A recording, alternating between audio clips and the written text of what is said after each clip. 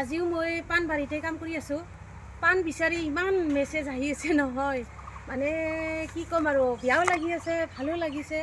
কাৰণ মোৰ পাণৰ খেতিটো বেছি নাই, যিখিনি আছে সেইখিনিয়ে মই দেখুৱাই আপোনালোকক আৰু বিক্ৰী কৰি আছোঁ। ইমান মেছেজ আহি আছে যে আমাৰ বিয়া আছে বাইদেউ, পাণ লাগিছিল, কোনোবাই বাৰ্থডেৰ কাৰণে, কোনোবাই কিবা সকামৰ কাৰণে বহুতেই পাণ বিচাৰি আছে। ভালো লাগিছে আৰু দুখো লাগিছে দিব নোৱাৰাৰ কাৰণে, বহুতকে মই দিব পৰা নাই। গাঁৱতে বহুত পাণ লগা হৈ আছে, বিয়া চলি আছে যিহেতু বিয়াৰ বতৰ, সকামৰ বতৰ।